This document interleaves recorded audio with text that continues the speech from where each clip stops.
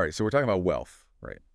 Like serious wealth. The kind of wealth that built empires. Empires, yeah. The kind that inspired legends like ancient Babylon. Remember those stories? They say even the dust sparkled with gold. Sparkling dust. I mean, that's the dream, right? It's a dream a lot of people have chased for centuries, actually. And that's exactly why we're diving into this book, The Richest Man in Babylon. Exactly. Because if anyone had the answers, it was the Babylonians. Hmm. But this isn't just some ancient history lesson, is it? No, not at all. This book, it's more like a collection of parables, stories passed down through generations, and they teach financial principles through, well, storytelling. So kind of like a Babylonian Aesop's fables, but for your wallet. Exactly. And what's really interesting is that Babylon, it wasn't exactly what you'd call a land of opportunity, at least not at first glance. Yeah, when I picture Babylon, I'm thinking like hanging gardens, massive walls. Not exactly a barren wasteland. Right, exactly. They had the Euphrates River, of course. But beyond that, resources were scarce. We're talking about a civilization practically built in the desert. Not exactly the image that comes to mind when you think, unimaginable wealth. Mhm. So how did they do it? Were they just lucky? Some lucky break? Not at all, not at all. And the book, it really emphasizes this. See, what they did have, what they had in spades, was ingenuity. Think massive irrigation systems, architectural marvels. They basically turned sand into a thriving empire. So instead of relying on what they didn't have, they created their own luck. Precisely. And The Richest Man in Babylon, it argues that a really big part of their success was really understanding what it calls the laws of gold. Okay, laws of gold. I like the sound of that already. So these weren't like laws etched in stone, right? No, not exactly. More like observed principles about how wealth works, how it grows, how it's maintained. Financial wisdom, basically, that was passed down for generations. Okay, so no secret handshakes or hidden vaults full of gold. No, nothing like that. But we do get some pretty great stories. Like, let's talk about Bansir and Cubby. Bansir and Kobe. All right, who were they? Think of them as, I don't know, the original guys looking for financial advice. Huh. Who among us hasn't been there? Okay, Yeah. so what's their story?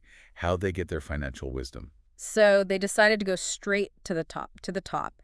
They sought out Arkad, the richest man in Babylon. Arkad. Okay, I've heard that name before. Of course, he's practically a legend. Yeah. But anyway, both of these guys, Bansir, he was a chariot builder, and Kabi, he was a musician, they both worked hard, really hard, but they just couldn't seem to get ahead. So they're skilled, they're working hard, they're basically the poster children for the struggling artist and craftsman. But still they're struggling. It's like that even back in ancient Babylon. Exactly. And it's a problem a lot of people can relate to even today. Totally. Okay, so what did this, what's his name again? Arkad. Right, Arkad. What did Arkad have to say to these guys? What was his big financial secret? Well, Arkad, being the generous, wealthy guy that he is, he decides to share his wisdom, right? And he starts with income. Income. Okay, that doesn't sound too groundbreaking. I mean, we all want an income. True. But remember, this is ancient Babylon we're talking about. Back then, the very concept of a consistent income beyond just trading goods and services, it was revolutionary. Oh, okay. So not just working for money, but like finding ways to make your money work for you. Now you're getting it. So it's like instead of hunting for your food every day, you figure out how to build a farm, right? Set yourself up for long-term success. A farm in ancient Babylon. I like the way you think. But yeah, that's the basic idea. And that's where Arkad's 7 cures for a lean purse come in. 7 cures. Yeah. Sounds intriguing. So this is like the ancient Babylonian guide to personal finance. Think of it like that, yeah. Timeless advice, even if they didn't have Bitcoin back then. All right, hit me with these cures. My lean purse is ready. Okay, cure number 1. This one's all about paying yourself first. Paying yourself first. What does that even mean? It means before you do anything else with your money, set some aside. Arkad, he recommends at least 10% of your earnings. 10%. I can already hear people saying, easier said than done, Arkad. And that's why cure number 2 is so important. Controlling your spending. Arkad, he was big on knowing where your money goes, being mindful of needs versus wants. Right, so it's not about being cheap, it's about being smart. Exactly. It's about making sure your money's working for you, not just disappearing. Which brings us to cure number 3, making your gold multiply. Okay, now things are getting interesting. I'm guessing this is where investing comes in. You know it. And Arkad, he's got a great story about this. It's all about him investing with a shield maker named Agar. Agar needed money for materials, right? Arkad saw an opportunity. So he loans him the money, gets a cut of the profits. Even better, Arkad charged interest. Not only would he get his money back, but that interest. He could reinvest it, make even more money over time. Wait, are you saying Arkad was using compound interest back in ancient Babylon? He was way ahead of his time. But that's the thing about these principles, right? They work. They've stood the test of time. Okay, so we're saving, we're budgeting, we're putting our money to work for us. What's next on Arkad's financial wisdom list? Well, cure number 4 is all about protecting your investments. Arkad, he was big on seeking advice, but not just from anyone. You got to go to the people who know, the experts. Right, because I bet even back then there were people trying to sell, like, swampland in Babylon, promising unimaginable riches. Oh, I'm sure. But Arkad, he tells this story about a brickmaker, right? Loses all his savings on jewels because he didn't know what he was doing. Ouch, yeah. Not a good investment strategy. Nope. So Arkad's advice, invest in what you understand. If you don't understand it, don't invest in it. Solid advice, even thousands of years later. Okay, so cure number 5. What is it? This one might surprise you. Ready for this? Make of thy dwelling a profitable investment. He's talking about real estate. Yeah. In ancient Babylon. Arkad was a huge advocate for homeownership. He thought everyone should own a piece of Babylon if they could. I can see the appeal. Owning your own place, it's a big deal. Yeah. But was that even common back then? It wasn't as common as renting, but Arkad, he really pushed for it. You know, he told people, buy land, build a home. Not only did it give them a sense of pride, but it meant they weren't at the mercy of landlords. Makes sense. More stability, more control over your own life. Exactly. Plus, he even mentions that the king was expanding Babylon's walls at the time. Really? So was land, like, on sale? Well, it was becoming more affordable, that's for sure. Right. So Arkad, he saw it as a win-win for everyone. More homeowners, more stable citizens, and maybe a little boost to the Babylonian economy. Sounds like a plan. All right, we're on a roll here. What's the next cure? Cure number 6 is all about ensuring a future income. Planning for the future, making sure your family is taken care of, even when you're gone. Retirement planning in ancient Babylon. Who knew? Did they have, like, 401ks back then? Probably not. But the principle is the same. Think ahead, make sure you're financially secure even when you're not working anymore. This Arkad guy, he really was thinking of everything. Okay, last but not least, cure number 7. What is it? This one might be my favorite. Increase thy ability to earn. Increase thy ability to earn. I like it. So invest in yourself, learn new skills. You got it. Mm-hmm. Arkad believed that continuous learning, developing your skills, becoming more valuable in your field, that's key to building wealth. So even back then, it wasn't just about working hard. It was about working smart. Exactly. There's a story about a young man, he's complaining to Arkad, right? He says, my master won't raise my pay. And Arkad, he just looks at him and says, well, what are you doing to become more valuable? It's not enough to just ask for more. You have to earn it. Prove your worth. Precisely. You know, it's amazing how relevant these 7 cures still are. It really shows that the fundamentals of personal finance haven't changed all that much in thousands of years. No, they haven't. And you know what? These cures, they tie in beautifully with the 5 laws of gold, which we can dive into now if you're ready. The 5 laws of gold. Okay, now you're speaking my language, so let's do it. 5 laws of gold, huh? This is where we unlock the secrets of the ancients, right? Like the hidden vault of financial wisdom. You could say that, yeah. But instead of a dusty old vault, think of it more like a treasure map, you know, one that leads to lasting wealth. And these laws, they're revealed through another one of Arkad's stories. This time, it's about his son, Nomasir. Ooh, a family drama and financial advice. This is getting good. So what's the story? Well, Arkad, being the wise and, let's be honest, slightly sneaky parent that he is, he gives Nomasir this bag of gold, a whole bag of gold. A whole bag of gold. Man, that's generous.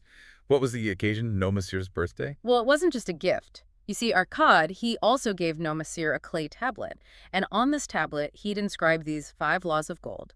Okay, so I'm guessing this wasn't just a happy birthday, son, here's some gold to spend wisely kind of thing. Not quite. Arkad, he wanted Nomasir to prove himself, to show that he could handle wealth, you know, before inheriting the family fortune. Talk about pressure. I'd be terrified to touch that bag of gold. So, did he pass the test? Well, it was a bit of a roller coaster ride. Let's just say, Nomasir, he definitely learned some lessons the hard way. Oh no, don't tell me he lost all the gold. He did, but that's where things get really interesting. Because losing that gold, it forced Nomasir to actually understand those 5 laws, Gotcha. really internalize them. Okay, now I'm really curious. Give me those laws. What were they? Okay, law number 1, ready for this? Gold cometh gladly, and increasing quantity to any man who will put by not less than 1/10 of his earnings to create an estate for his future and that of his family. There it is. That 10% again.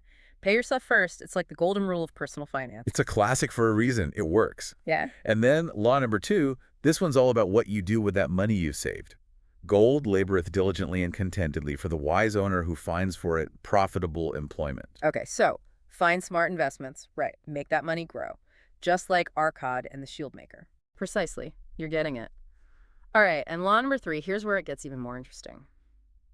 Gold clingeth to the protection of the cautious owner who invests it under the advice of men wise in its handling. So don't be afraid to ask for help, right? Yeah. Seek out advice, but from the right people, the experts. The experts, exactly. Don't just trust anyone with your gold. And that leads perfectly into law number 4. Gold slippeth away from the man who invests it in businesses or purposes with which he is not familiar or which are not approved by those skilled in its keep. In other words, stick to what you know. Don't go chasing after the next big thing if you don't understand it. Exactly. And finally, law number 5. This one's a big one, especially in today's world. Gold flees the man who would force it to impossible burnings, or who followeth the alluring advice of tricksters and schemers, or who trusts it to his own inexperience and romantic desires in investment. If it sounds too good to be true, it probably is. Those get-rich-quick schemes, they're as old as time itself. And they never end well, right? But okay, back to Nomasir. Remember him. Oh, yeah. The son with the bag of gold. So did he ever regain his fortune? Did he impress his dad? He did. He remembered his father's lessons, especially that first one, about paying himself first. He got a job, he saved, and eventually he earned back every piece of gold he had lost. But did he stop there? Because I'm guessing just breaking even wouldn't exactly make Arcad proud, right? You're right. Nomasir, he took those lessons to heart. He started investing again, but this time he sought advice from experienced merchants. He even joined this group. They pooled their resources and bought metals. Metals, like to make jewelry. Even better, they knew the city was expanding, so they bought metals to make the gates, the big city gates. They knew the king would pay a premium for them. Ah, smart. So he wasn't just investing, he was finding opportunities. Exactly. Nomasir, he was playing the long game. He really cracked the code, And when he finally returned to his father, he didn't just have that original bag of gold. He had 2 more. 2 more. Okay, now that's a comeback story. Right. It's a story about learning from your mistakes, about perseverance. It shows that even when you stumble, you can always pick yourself back up. Absolutely. And, it's not just Nomasir. We also have the story of Dabasir, who escapes from slavery and builds this incredible life for himself. Dabasir, his story is amazing. It reminds us that wealth, it's not always about the money, So it's about, what, freedom? Yeah. Independence? It's about resilience. It's about determination. It's about taking control of your own destiny. He went from a slave to a successful camel trader. That's incredible. Yeah. But how did he do it? He faced his debts, he worked hard, and he never gave up on his dreams of a better life. So it doesn't matter where you start, right? It's about having the right mindset. It's about taking action. Exactly. It's about understanding those principles of success. And that brings us full circle to the very end of the book and the story of Hadan Gula. Hadan Gula. Okay, and who was he? So Hadan Gula, he learns about his grandfather. His grandfather, who had amassed this incredible wealth, this incredible fortune. Okay, so another wealthy ancestor. But what's so special about Hadan Gula? Well, he never actually discovers his grandfather's secret. Not firsthand, anyway. Oh, so like a cliffhanger ending. We never find out how the grandfather made all that money. That's the thing. It leaves us with this question, What's more valuable? Is it the secret itself? Or is it the journey of discovering it? Wow, that's a really good question. I mean, if you never figure it out for yourself, does the secret even matter? Exactly. Maybe, just maybe, the real treasure is the wisdom we gain along the way, as we learn and adapt, as we create our own path to success. That's such a great message and, honestly, a perfect way to wrap up this deep dive. I feel like my Babylonian financial IQ just went up like 10 points. Mine too. But remember, it's a journey, right? A marathon, not a sprint. And we've all got the tools to make our own luck. Just like those ancient Babylonians.